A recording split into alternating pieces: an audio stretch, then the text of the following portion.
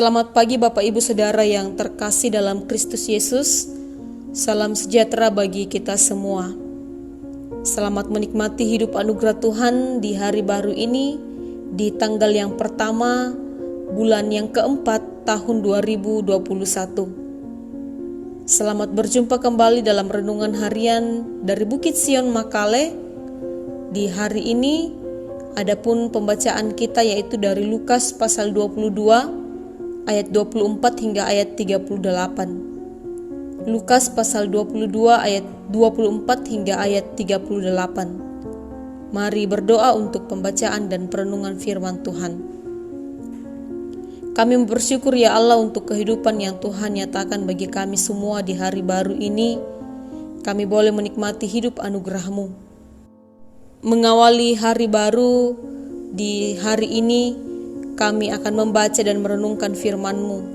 Roh Kudus Tuhan yang memampukan kami agar mampu memahami dengan baik, mengerti dengan baik, bahkan memberi hidup sebagai pelaku-pelaku firman dalam kehidupan ini, menampakkan hal-hal yang Tuhan kehendaki bagi sesama kami.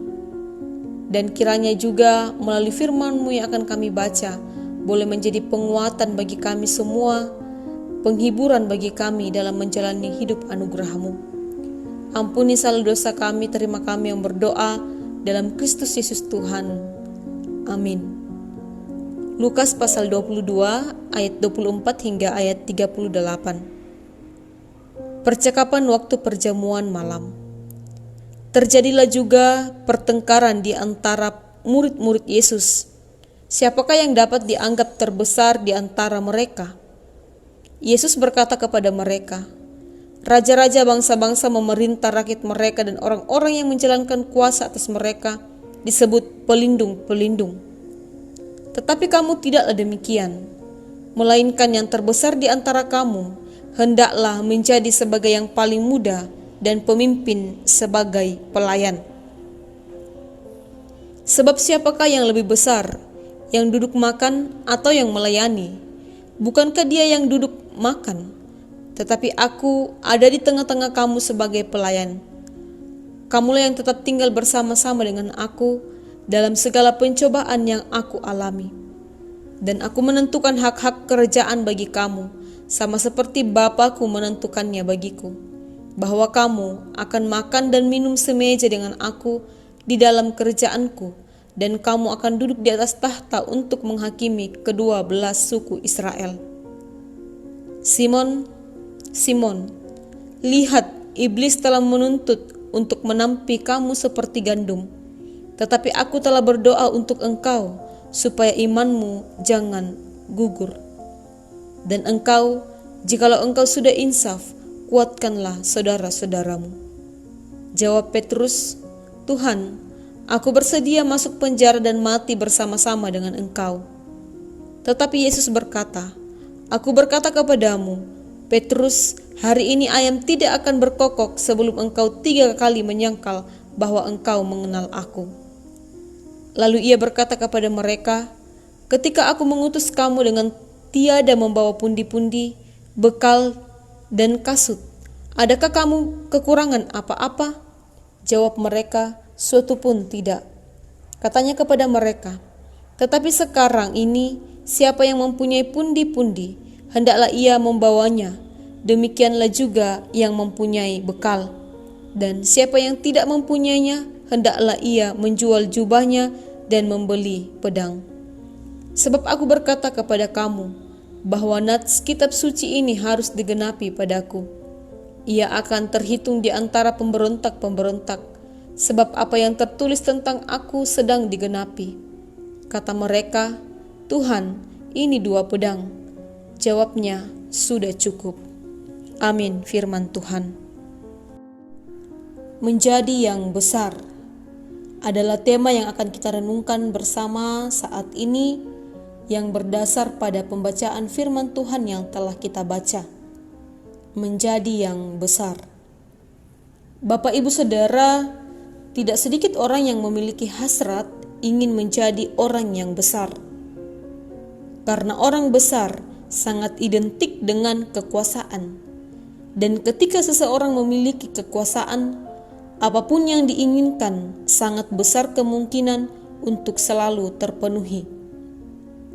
Menjadi penguasa berarti menjadi yang dibanggakan, dihormati, juga terkenal atau populer. Hasrat untuk menjadi yang terbesar kerap kali membuat satu dengan yang lainnya, entah itu tim atau perorangan, harus saling bergesekan. Bapak Ibu Saudara, hal yang serupa pun terjadi di antara para murid. Mereka mulai bersoal tentang siapa yang terbesar di antara mereka.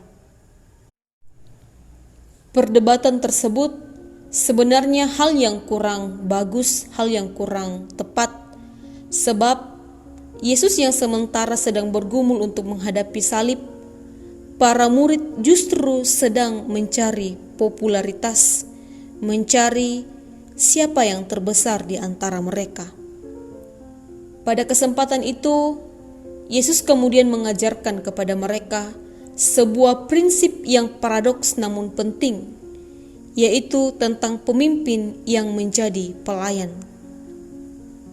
Kepemimpinan sekarang yang identik dengan kekuasaan, identik dengan penghormatan. Justru bagi Yesus, kepemimpinan bukan berbicara tentang kekuasaan, bukan berbicara mengenai popularitas, bukan berbicara mengenai penghormatan, akan tetapi untuk melayani. Kepemimpinan menurut Yesus adalah untuk melayani orang lain tanpa pamrih. Di sini Yesus memakai kata muda dan pelayan untuk memberikan gambaran dari apa yang ia maksudkan tentang figur seorang pemimpin. Pada masa itu, orang yang paling muda usianya dipandang rendah dalam urutan hierarki keluarga, sosial, dan agama. Pelayan juga dipandang sebagai budak yang tidak memiliki kebebasan dan martabat. Tugas pelayan adalah melayani kebutuhan orang lain atau tuannya. Selanjutnya, Yesus kemudian menyamakan statusnya sebagai raja yang kemudian menjadi hamba dan pelayan di tengah-tengah umatnya. Yesus menekankan sesuatu yang lebih penting, yakni tentang penggenapan nubuatan kepada anak manusia. Yesus ingin agar mereka mempersiapkan diri karena ia sedang menggenapi karya penyelamatan Allah. Bapak Ibu Saudara, kepopularitasan serta ingin menjadi yang besar merupakan situasi yang sedang marak terjadi dalam dunia pelayanan. Yesus memberikan teladan dalam berbuat, yaitu dengan menjadi pemimpin yang melayani. Dia memberikan bukti dan tidak sekedar janji. Dia yang berhak dan punya otoritas untuk menemukan posisi masing-masing, dan kita hanya jadi hamba saja. Godaan dalam dunia pelayanan gereja pun kerap kali membawa kita untuk saling membandingkan satu dengan yang lain dan menjurus kepada persaingan, menjurus kepada siapa yang lebih baik atau tidak, menjurus kepada siapa yang lebih mantap atau tidak. Tidak jarang pula ada yang berupaya untuk mencapai posisi hierarki yang tertinggi dengan tujuan untuk dilayani dan bukan mendapatkan otoritas untuk melayani. Kita mengejar pujian diri sendiri dan bukan pujian dan kemuliaan bagi Allah. Bapak Ibu Saudara, melalui pembacaan firman Tuhan pagi ini mengajak Bapak Ibu dan saya untuk mengintrospeksi diri. Apakah kita telah menerapkan pola pelayanan seperti Tuhan Yesus yang bukan untuk dilayani tetapi untuk melayani, bukan untuk membanggakan diri melainkan untuk kemuliaan bagi Allah? Ataukah mungkin pandangan kita seperti pandangan model kepemimpinan modern saat ini yang hanya mengutamakan hak dan kuasa, hanya mengutamakan kepopularitasan dan keuntungan, bukan untuk melayani Tuhan dan sesama dengan lebih sungguh. Amin. Mari berdoa. Kami bersyukur ya Allah untuk kesempatan di pagi yang indah ini boleh membaca dan merenungkan firman-Mu. Roh Kudus Tuhan yang memampukan kami untuk mampu melakukan dalam setiap langkah kehidupan hari hidup anugerah-Mu. Memampukan kami untuk menjadi pribadi yang tidak selalu mencari kepopuleritasan, untuk selalu menginginkan menjadi orang yang berkuasa, tetapi sebagai pengikut Kristus yang mau melayani satu sama lain, mau menjadi pribadi yang membawa kemuliaan bagi nama Tuhan. Karena Engkau sungguh-sungguh telah mengasihi kami, boleh menjadi teladan dalam kehidupan kami, bahwa Engkau yang maha tinggi, maha mulia, Raja di atas segala raja, datang ke dalam dunia, mengosongkan dirinya, mengambil rupa seorang hamba, mati dengan cara yang paling hina untuk pendamaian bagi kami umat manusia. Ya Bapa di sorga, kami serahkan seluruh keberadaan hidup kami ke dalam tangan pengasihan-Mu. Engkau yang senantiasa berdaulat atasnya, menuntun menyertai kami dalam menjalani kehidupan di sepanjang hari ini. Terima kasih ya Tuhan, mari senantiasa lawat saudara-saudara kami yang sedang dalam kelemahan tubuh oleh karena sakit penyakit, pun saudara-saudara kami yang dalam kekurangan, yang dilanda bencana, yang mengalami perang, yang tak berdaya oleh berbagai faktor.